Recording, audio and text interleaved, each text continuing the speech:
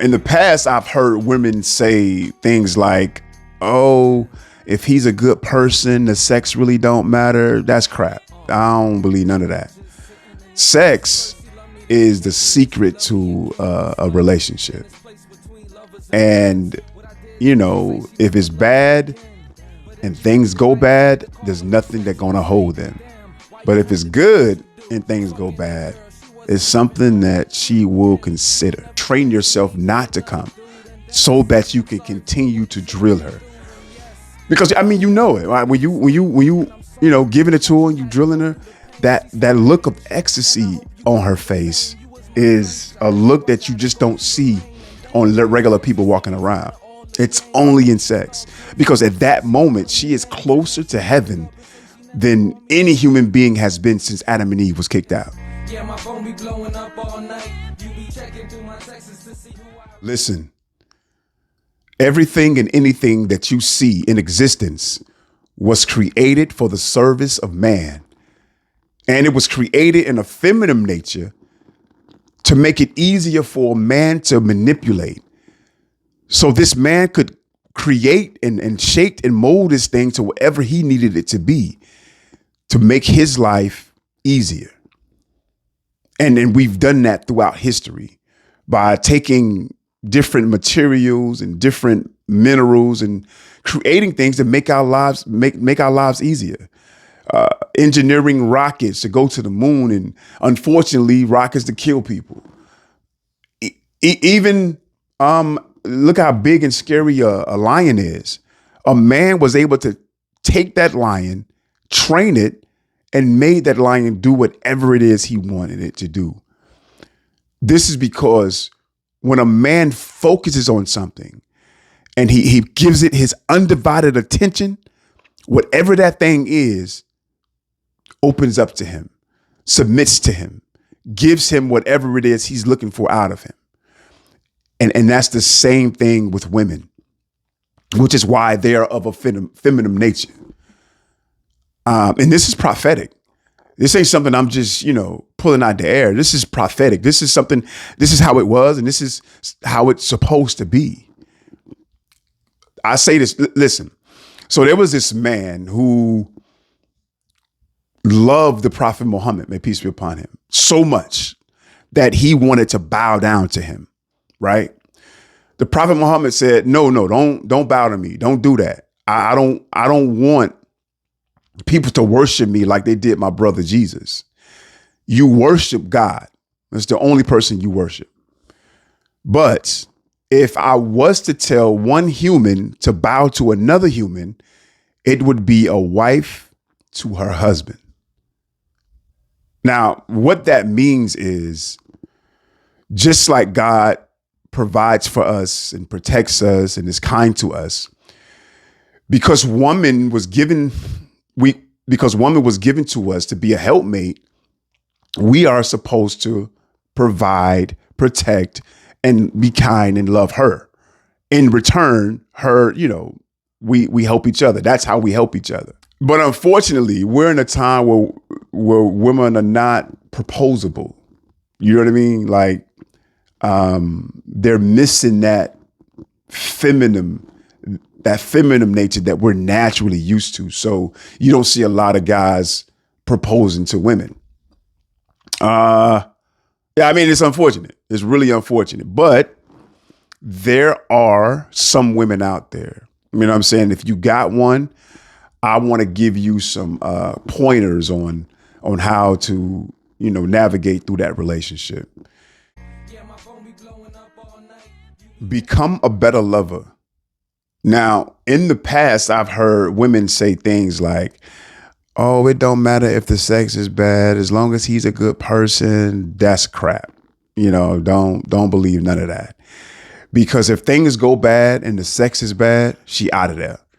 But if things are bad and the sex is good, it's something that she'll consider. So I would say become a better lover, and not through watching porn.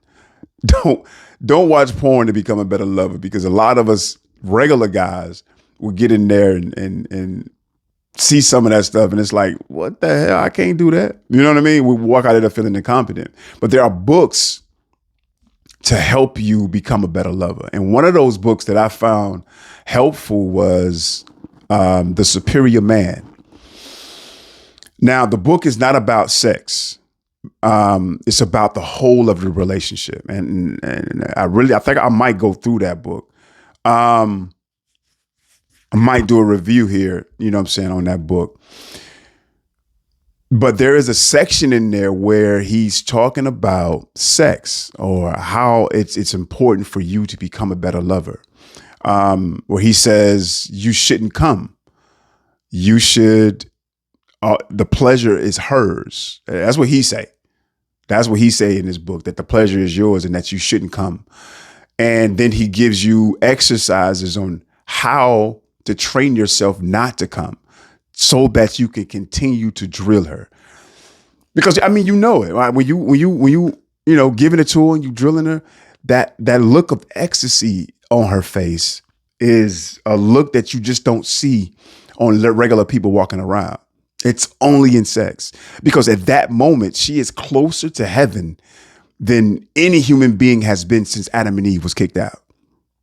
You know what I mean? So it's like only God can give you heaven, but a husband can give his wife access to the door.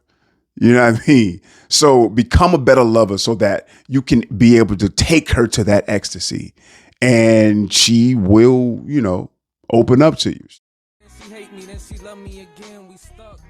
Be slow to anger. Now, I say this for two reasons. When you're dealing with anybody on a day-to-day basis, it's going to take patience.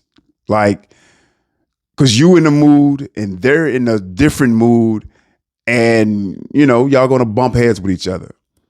When you're dealing with your lady, be slow to anger. And that's the second reason I say this, because when we think of, being her protection, we think of protecting her from outer elements. But she needs to feel safe and secure from your wrath also, because you're the one she's vulnerable to. You're most likely the one that can hurt her. So to help control that, be slow to anger. Understand that, this is somebody that you're responsible for. And, we don't want to abuse something that we're responsible for. So I would say be slow to anger. Become a provider. Get yourself in a position where you're able to provide for her. And some life happens. Sometimes you're not able to provide, but don't allow that to make you become lazy. See, because the help that she's going to give you is you're already doing something. So she's going to come and help you do that. Like your tire has to be changed, and you go out and you start changing your tire. Then someone else comes and helps you change the tire. That's the kind of help she's going to give. She's not going to helping you by, you chilling and she going to change the tire. That's what that's what expected from a lot of women these days. But there's some women out there who, if you're not a lazy guy, she'll bend over backwards for you. So I would say become a provider. Get yourself in a position where you're able to provide for her. All right. These were just a few that I thought about, and I wanted to share them with you. Unfortunately, we're living in a time where women don't understand that their gentleness is their strength over a man.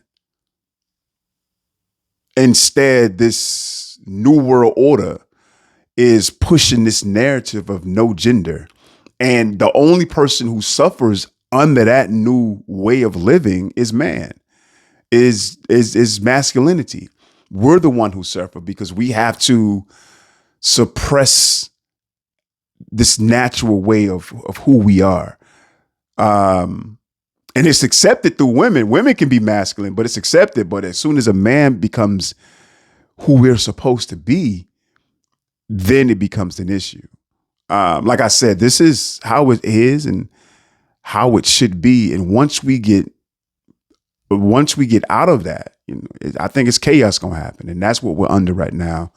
We're under chaos, and it's about to be a lot more, man. Y'all be safe out there, man. Yeah, my phone be blowing up all night. You be checking through my texts to see who I write. We've been through ups and downs, the ups and downs. We've been through ups and downs, the ups and downs. We've been through ups and downs, the ups and downs. But in the end, shorty, I'm just glad to have you around. See, first she loved me, then she hate me, then she